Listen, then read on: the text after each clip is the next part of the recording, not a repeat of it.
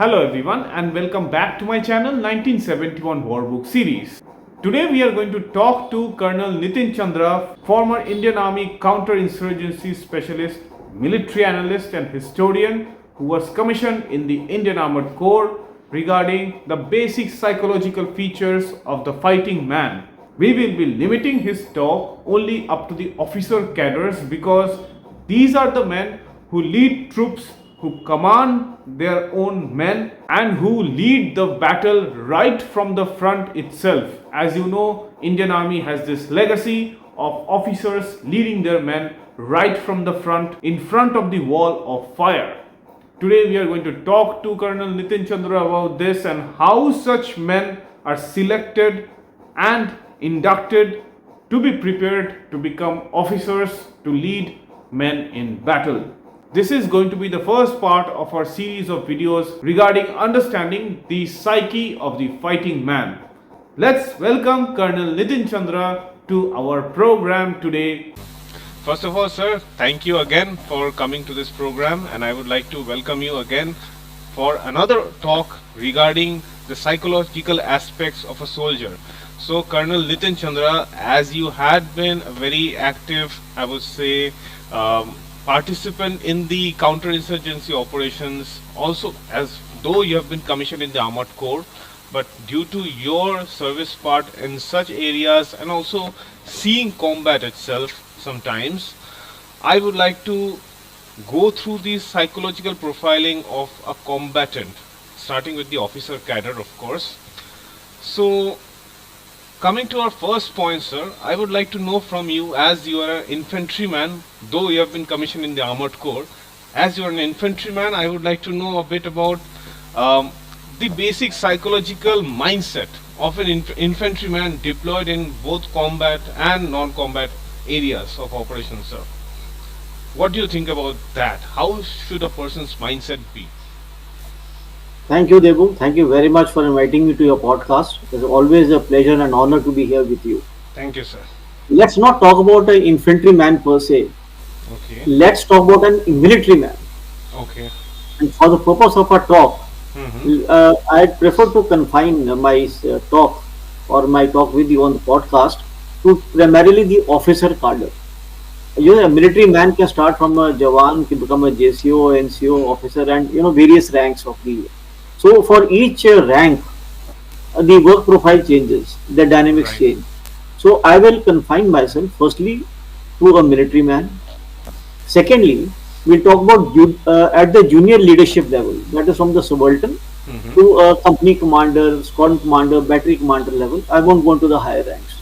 And of course, their equivalents in the other services, and also some paramilitary forces like the Assam Rifles, etc. A lot of things are common for all of us. And for the purpose today, for this talk, we will not talk about the defensive ops of war, we will talk about the strike ops of war. So otherwise the dynamics again for both are different. Right. So we will talk about the strike ops, or some people call them the offensive ops of war. So for that, let's understand the mindset of an officer. Like I said, let's say we're talking, like you said, infantryman. I said any other combat, I'm going into battle. So firstly, he's got to understand what is his role in the combat. How does he go about it? I'll take as an individual case. Let's say a man has been given, a company commander has been given a task. How does he go about it? Firstly, we got to think very logically, and the military mind is very, very logical and chronological. I want you to understand that. So let's start from the beginning. Firstly, he'll plan for the mission. Okay. Then he'll coordinate with the other supporting arms, the infantry, the armor, the artillery. Look, how do I go about it? What all help can you give me? Then he's got to work out the logistics. Where will the ammunition come from? How will the ammunition come? Will it be given to him? Does he have to indent for it? What about the fuel? Where does the fuel come from? Right.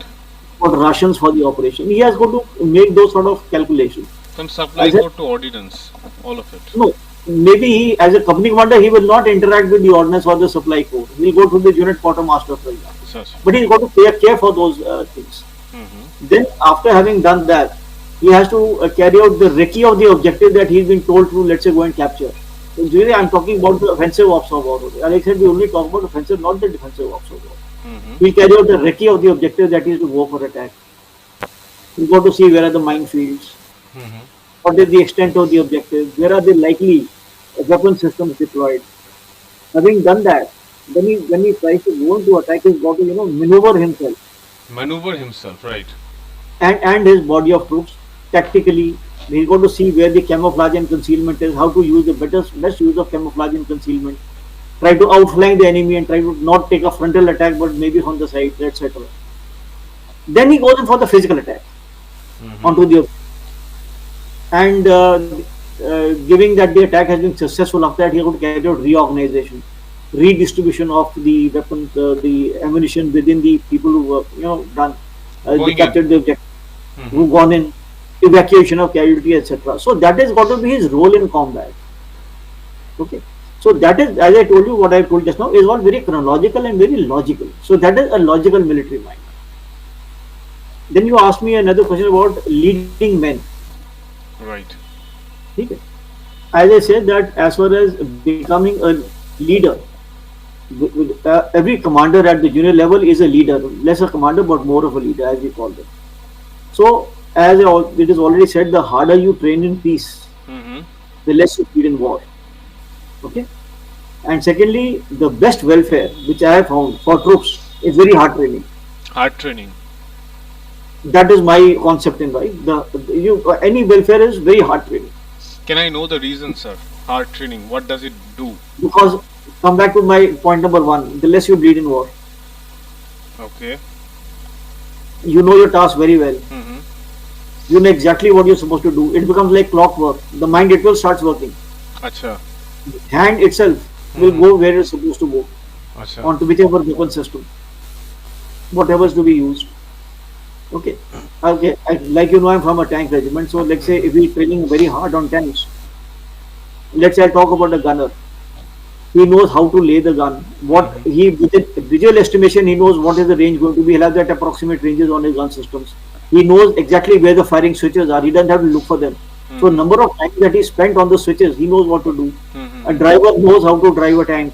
It is not a question of putting into gears. It's a question of putting a tank into a hull down position, or a fire down position, or a turret down position. How to change a firing position, how to jockey into the next firing position.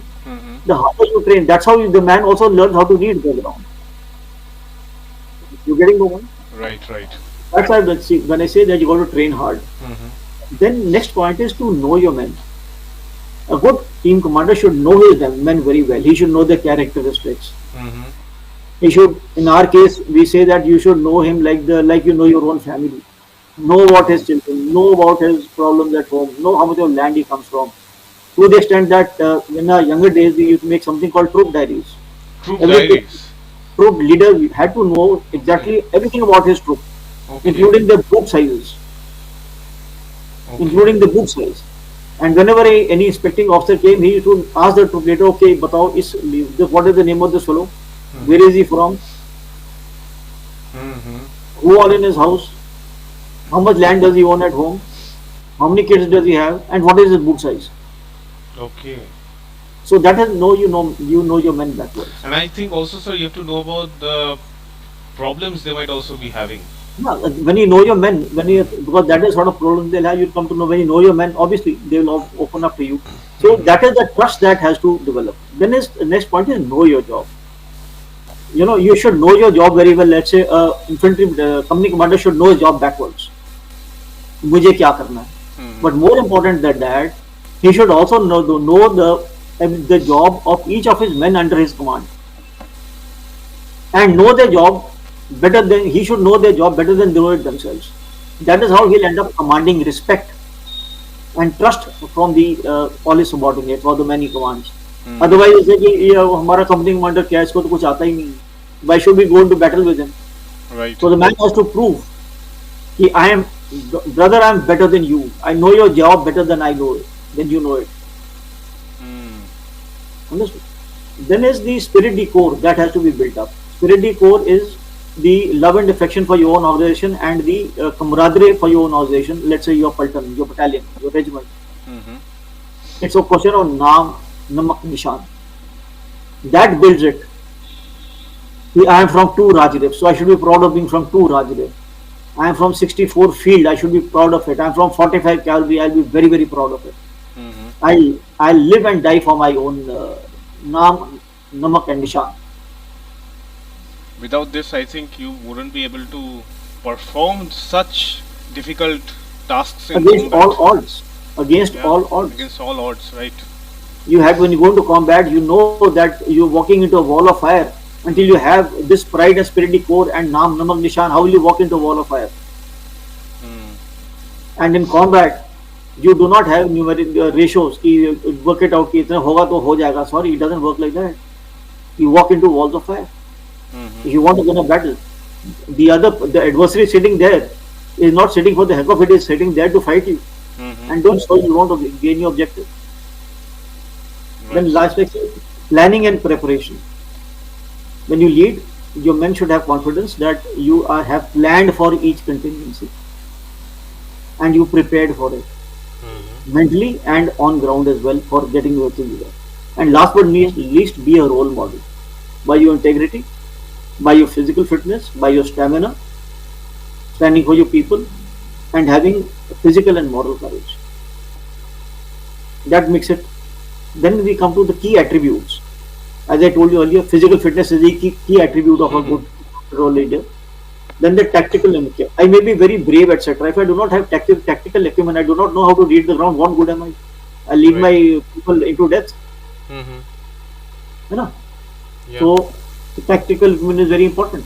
Then we come to decision making under stress. Mhm. Because you are at that Suddenly I time. walk, Yeah. suddenly I walk into a wall of fire. Two people have been killed to my left, two to my right. Mhm. What am I going to do? Am I going to call it off or am I going to push him that time? It's your call at So, that so, time. so it is my stress. How much stress can I bear? Mhm. And what decision can I take? Can I make under stress? That is a key attribute for a good commander. Now, sir, another question I had, that is, in history and a lot of battles itself, the commander has broken in such times. There have been situations like that, and attacks petered out completely.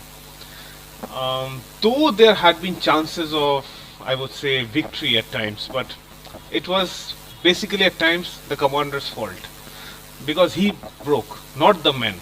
That also happened. Also, at times, men had broken, but not the commander.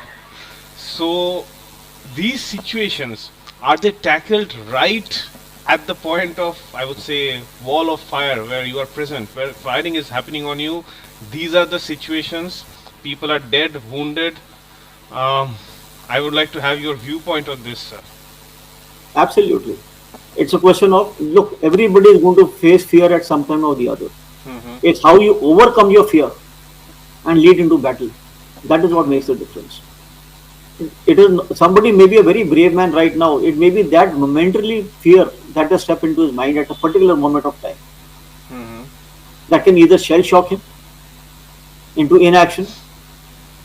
If he overcomes that, then there is no holding him back. Mhm. And some people, like they say that, are you a lion? Are you a group of lion being led by a sheep, or a group of sheep being led by a lion? Right. That answers your question, I think, very well. Very well, sir. Then is the mental toughness and the ability to cope with fear, which you just mentioned, Mhm. chaos, and uncertainty. That is all going to happen at that moment of time. Like they say in the army that all the best battle plans are go into the dustbin when the first bullet is fired. Because things will suddenly change. That's uncertainty. Right. So if you can overcome your fear, the chaos which is going to occur in a battlefield, and uncertainty, you are a good commander. And you can still lead your troops into battle, into victory. And last but not the least is the personal integrity of a man, and his moral courage, and his loyalty to the organization and the troops he commands. To this, I will tell you that the Chetwoodian motto, which you got in the IMA, is a beautiful motto. Shetwoodian motto. Yeah, Chetwood motto. It says, the safety, honor, and welfare of your country comes first. always and every time. Shall I repeat? The safety, I heard honor, and welfare of your country comes first, always and every time. The honor, welfare, and comfort of the men you command comes next. Your own ease, comfort, and safety comes last, always and every time. That is the motto which we follow in the Indian Army. Right, sir. I mean, I think without this, you wouldn't be able to lead and make such men follow you into that wall of fire. Of Absolutely. course, with a plan, not like just dying to go into battle. Yeah. Now, sir, another thing, I would like to come to the selection of such people who can lead, especially people from the officer cadre. So, what kind of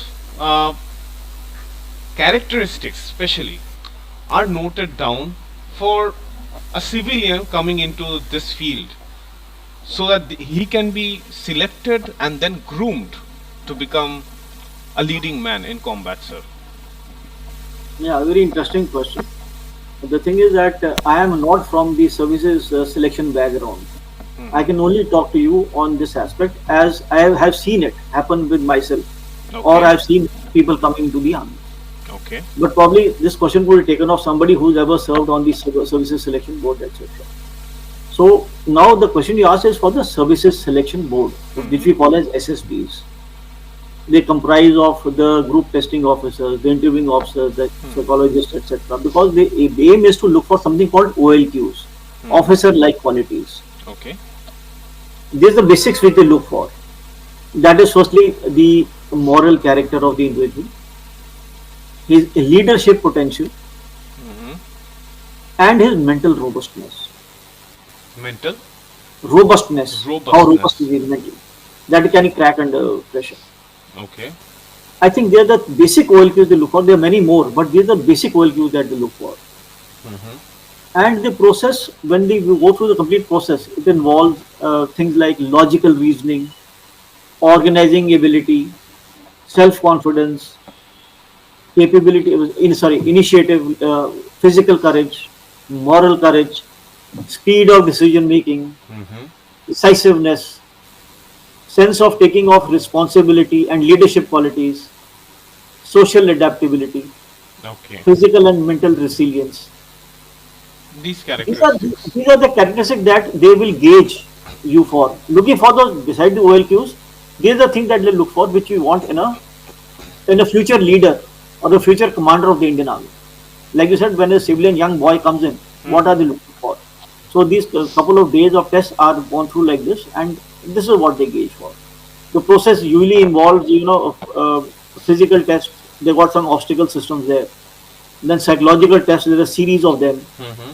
Then a personal interview, group discussions, uh, some extempore talks on subjects, certain group tasks to find out whether you can be a good leader, Hmm. a good subordinate, and good team member. Very essential attributes for an officer of the Indian Army. And whether again to handle stress and situational tasks. That is also part of the testing process on a SSB. Right.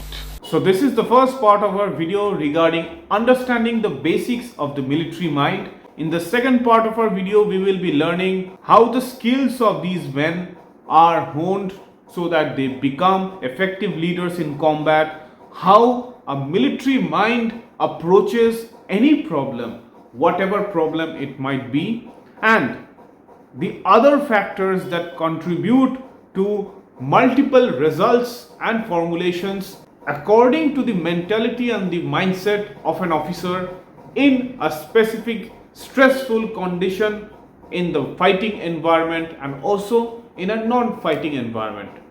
To know more, please wait for part 2 with our talk with Colonel Nitin Chandra. Thank you so much for listening.